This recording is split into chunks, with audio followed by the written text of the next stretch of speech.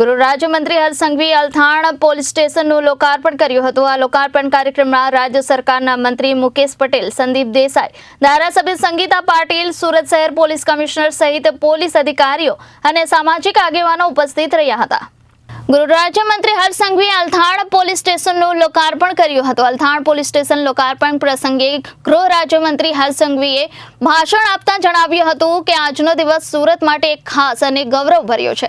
અલથાણ વિસ્તારમાં જે નવા પોલીસ સ્ટેશનનું લોકાર્પણ આપણે કરી રહ્યા છે તે માત્ર એક બિલ્ડિંગ નહીં પણ નવીન ગુજરાતના સુરક્ષિત અને સ્વચ્છ ભવિષ્યનું પ્રતિનિધિત્વ કરે છે। આ પોલીસ સ્ટેશન પ્લાસ્ટિક મુક્ત છે, જેમાં રેઇન વોટર હાર્વેસ્ટિંગ જેવા પર્યાવરણ પોષક વ્યવસ્થાઓનો પણ અમલમાં મૂકવામાં આવી છે। આ ઉપરાંત સમગ્ર સ્ટેશન સોલાર પાવર સિસ્ટમથી સંચાલિત રહેશે, જે આપણા પ્રદેશ માટે એક મોડલ પોલીસ સ્ટેશન તરીકે ઉભરશે। મને ખાતરી છે કે આવા પોલીસ સ્ટેશનો માધ્યમથી નાગરિકોને વધુ સદભાવના, સુરક્ષા અને વિશ્વાસ મળશે। પોલીસ તંત્ર અને જનતા વચ્ચેનો વિશ્વાસ વધારે મજબૂત બનશે। આ સ્ટેશન આપણા વિકાસશીલ ગુજરાતનું એક નવું પગથિયું છે, જ્યાં સુરક્ષા અને પ્રકૃતિ બંનેનું ધ્યાન રાખવામાં આવ્યું છે। હું મારા શહેરના સૌ આગેવાનોનો ખૂબ ખૂબ આભાર માનું છું। સાહેબ, સામાન્ય રીતે તમને કદાચ કોઈ બીજા રાજ્યોમાં, કદાચ કોઈ બીજી જગ્યા પર આ પ્રકારનું વર્તન ને આ પ્રકારનો સહયોગ કદાચ જ મળી શકે। સામે ચાલીને એક વ્યવસ્થાઓ કઈ રીતે થઈ શકે એ આ પોલીસ સ્ટેશન આવનારા દિવસોમાં દેશભરના જિલ્લાઓ માટે, શહેરો માટે એક ઉત્તમ ઉદાહરણ સાબિત થવાનું છે। એક પોલીસ સ્ટેશનની અંદર પીઆઈ, સેકન્ડ પીઆઈ, પીએસઆઈ, તમામ સ્ટાફ, આજના સમયની સૌથી મોટી સમસ્યા સાયબર ક્રાઇમને ફેસ કરી શકે તે માટે વ્યવસ્થિત વ્યવસ્થાઓ।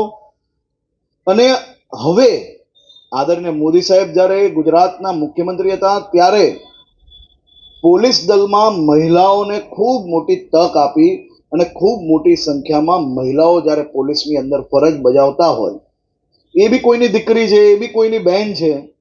આપણે માત્ર એને ખાખી વર્દી તરીકે પોલીસ જોઈએ છે, પરંતુ એ બી એક મહિલા, કોઈની દીકરી અને બહેન છે। એની વ્યવસ્થિત રીતે પોલીસ સ્ટેશનની અંદર વ્યવસ્થાઓ થઈ શકે અને એની સાથે સાથે મહિલાઓ માટે એક સ્પેશિયલ રૂમ બનાવવો અને સંપૂર્ણ વ્યવસ્થાઓ એની અંદર ઊભી કરવી, બાળકો રમી શકે તે માટેની બી વ્યવસ્થા બહાર ખુલ્લા મેદાનમાં કરવામાં આવે। એટલે આ બહેનો હવે આવનારા દિવસોમાં પોતાના નાના બાળક જોડે જો પોલીસ સ્ટેશનમાં ફરજ અદા કરવા આવે તો એને કોઈ તકલીફ ના પડે તેવી વ્યવસ્થાઓ કરવામાં આવી।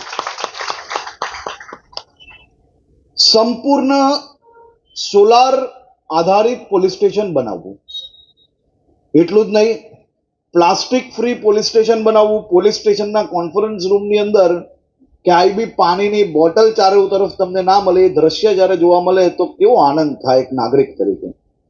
અને સંપૂર્ણ પોલીસ સ્ટેશનની અંદર કાચની બોટલોનો ઉપયોગ કરીને ઓછામાં ઓછું પ્લાસ્ટિક અને પ્લાસ્ટિક જ ના વાપરવું પડે તેવી વ્યવસ્થાઓ બનાવવા માટેનું આખી વ્યવસ્થાઓ ઊભી કરવામાં આવી। રેઇન હાર્વેસ્ટિંગ સિસ્ટમ, પાણી બચાવવા માટે આખા પોલીસ સ્ટેશનમાં ચારે દિશામાંથી એ પ્રકારની ટેકનિકલ વ્યવસ્થા કરવામાં આવી કે એક જ જગ્યા પર પાણી જાય ને બધું જ પાણી બચે। એનો ઉત્તમ ઉદાહરણ અલથાણ પોલીસ સ્ટેશન દ્વારા આજે એક પુરવાર। Reporter Arvind Rathod, Janadesh news, Surat.